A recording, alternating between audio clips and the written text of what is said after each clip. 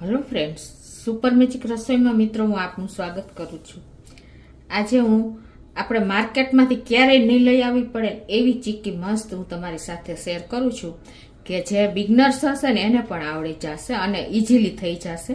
તો તમને ચોક્કસ આ વિડીયો ગમશે, ગમે તો લાઈક કરજો, શેર કરજો અને સબસ્ક્રાઈબ કરવાનું તો ભૂલતા જ નહીં। અને મિત્રો બાજુમાં રહેલું બેલ આઇકનને પણ પ્રેસ કરજો જેથી કરીને લેટેસ્ટ વિડીયોની માહિતી તમને મળતી રહે।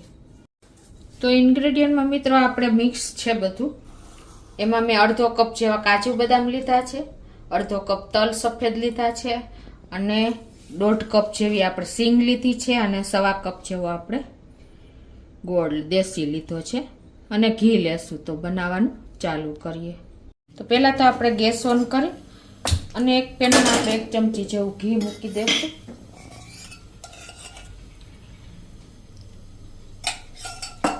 અને એમાં આપણે જે અડધો કપ કાજુ બદામ લીધા છે ને એને મેં 2 ભાગમાં ડિવાઈડ કરીને અને આ રીતે આપણે રોસ્ટ કરી લેશું।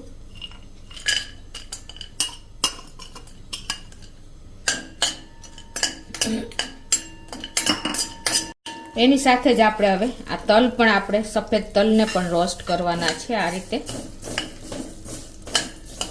તો આ બંનેને આપણે એકદમ સરસ શેકી લેશું।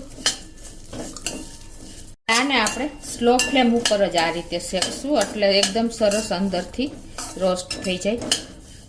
હવે આપણે જે આ ફોતરા ઉતારેલી સિંગ છે આમ શેકીને મેં ફોતરા ઉતાર્યા છે એને પણ આપણે શેકાઈ રહેવા આવે ને ત્યારે સેજ આની હારે આપણે મિક્સ કરીને 1 મિનિટ શેકી લેશું। ઓલરેડી શેકેલી જ છે, ખાલી સેજ આપણે મિક્સ જ કરશું। આ રીતે આપણે શેકેલા મગફળીના દાણા નાખ્યા પછી 1 મિનિટ આ રીતે મિક્સ કરીને શેક્યું છે। હવે આને આપણે એક પેનમાં નાખી દેશું। હવે આ જ પેનમાં આપણે પાછો ગેસ ઓન કરી 1.25 કપ જેવો આપણે ગોળ નાખી દેશું। દેશી ગોળ મેં લીધો છે અને ગેસની ફ્લેમ આપણે અત્યારે સ્લો ટુ મીડિયમ રાખી છે અને એમાં થોડુંક આપણે 2 ચમચી જેવું પાણી નાખી દેશું એટલે ગોળ આપણો મિક્સ થઈ જાય। અને હવે આને આપણે કન્ટિન્યુ આ રીતે પાયો લેવાનો છે ચીક્કીનો। આ રીતે જો આપણો ગોળ પણ મેલ્ટ થઈ ગયો છે। હવે એમાં આપણે 1 ચમચી જેવું ઘી નાખી દેશું એટલે એકદમ સરસ ચીક્કીનો ટેસ્ટ આવે। અને આ રીતે આપણે એનો પાયો લઈ લેશું સ્લો ફ્લેમ ઉપર જ। જો તમે ફૂલ ફ્લેમ રાખશો ને તો તમારો ગોળનો કલર કાચો લાગશે અને ગોળનો કલર કાળો થઈ જશે અને ચીક્કી નહીં બને બરાબર। હવે જો આપણે 6-1 મિનિટ જેવું થયું છે અને આપણે ચેક કરી લઈએ પાણીમાં નાખીને। ગેસની ફ્લેમ સ્લો કરી જ નાખી। જો આવી રીતે આપણે એકદમ કાચ જેવું થઈ ગયું, જો ફટ તૂટી જાય, જોયું તમે? જો આપણો પાયો રેડી છે। તો હવે આપણે ગોળ એકદમ કાળો થઈ જાય ને બહાર જેવો કલર લેવો હોય ને તો આપણે 1/4 ટીસ્પૂન જેવો ખાવાનો સોડા નાખી દેશું એટલે એકદમ લાઇટ કલર બહાર જેવો થઈ જશે। આ રીતે મિક્સ કરી લેવાનો છે સરસ, જેવો કલર ચેન્જ થઈ ગયો। હવે આપણે જે આ તલ ને સૂકો મેવો કાજુ બદામને શેકા છે ને મગફળીના બીન્સ એ આપણે આમાં નાખી દેશું અને એને આપણે મિક્સ કરી લેશું।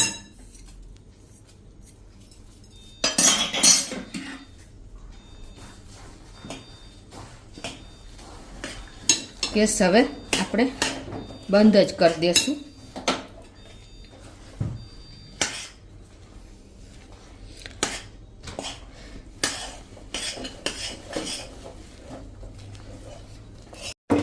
તો આ રીતે જો આપણે મિક્સ કરી લીધું છે બધું એકદમ સરસ।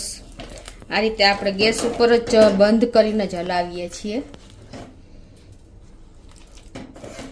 હવે મિત્રો આપણે આવી રીતે મેં વાટકી બધી ગ્રીસ કરી લીધી છે। તમારે થાળીમાં ઠારવું હોય તો એ રીતે પણ ઠારી શકો છો, પણ અત્યારે હું વાટકીમાં જ નાખું છું। આ રીતે આપણે બધામાં 1-1 ચમચો નાખીને અને આપણે એવા નાના નાના પીસ કરી લેશું। આ રીતે આપણે ઘીએથી ગ્રીસ કરી અને આ રીતે તમારે એને ગ્લાસેથી ઇવનલી શેપ આપી દેવાનો છે બધી વાટકીમાં. તો આ રીતે જો આપણે બધી વાટકીમાં નાખીને અને શેપ આપી દીધો છે. આ તમારે બિગનર્સ હશે ને એને ઈઝી પડશે. અને પછી તમે જો આવી રીતે કરશો ને તાજ ખુલી જશે. જો મિત્રો છે ને હજી ગરમ છે, આ તમને બતાવી જ દઉં છું. એટલે આ રીતે તમારે ઇઝીલી ચીકી તૈયાર થશે. હવે આને આપણે 5 મિનિટ ઠંડી થવા દેશું એટલે તમને શેપ આખો નીકળી જશે. તો બાકી વધેલી ચીકીને જ પણ જો આપણે આ રીતે પ્લેટફોર્મ ઉપર પાથરીને પણ મેં તમને બતાવી દીધી કે આવી રીતે તમે ગ્રીસ કરી પ્લેટફોર્મ ઉપર કે થાળીમાં અને આવી રીતે વેલણથી તમે વણી લેશો ને એટલે એકદમ સરસ તમારી ચીકી જો મેં આપણે રોટલી વણીને એમ સરસ વણાઈ જશે મિત્રો. તમારે સેજ ઉલટ પુલટ થોડીક વણાય ને ત્યારે કરી લેવાની એટલે બે સાઈડથી તમે વણી શકશો. જો મિત્રો હજી ગરમ છે, તમારે થોડોક ટાઈમ લાગે અને ઠંડી થઈ જાય ને તો તમારે પાછી પેનમાં સેજ એકદમ સ્લો ફ્લેમ ઉપર જ એને ગરમ કરી લેવાની. એટલે ઝાઝી ચીકી હોય ને તો તમારે ટાઈમ પણ નહીં લાગે. જુઓ મિત્રો આપણો રોટલો જુઓ છે ને એકદમ પતલો. જુઓ મિત્રો કાગળ જેવી આપણી ચીકી તૈયાર થઈ છે આ રીતે વણીને. અને આને હવે આપણે થોડીક ઠંડી થવા દેશું પછી પીસ કરશું. તો આ બાજુ આપણી વાટકી પણ ઠંડી થઈ ગઈ છે. જુઓ મિત્રો આ બધી વાટકી એકદમ ઠંડી થઈ ગઈ છે. અને જુઓ આ રીતે તમે વાટકીમાં પણ બનાવી શકો છો. જેવી તમારે પતલી કરવી હોય એવી થઈ શકે. જુઓ ઇઝીલી ખુલી પણ જાય છે. અને જુઓ છે ને તો જે બિગનર્સ હશે ને એને પણ આ ઇઝી પડશે. તો આ રીતે આપણે વાટકીમાં પણ બનાવી અને આ રોટલો પણ આપણો ઠંડો જ થઈ ગયો છે મિત્રો. તમે એને પીસ કરવા હોય તો થોડુંક ગરમ હોય ને ત્યારે તમે ચેક્સ કરી શકો છો. બાકી તમે આ રીતે તોડીને પણ કરી શકો છો. જુઓ મિત્રો એકદમ ભૂકો થઈ જાય છે ને.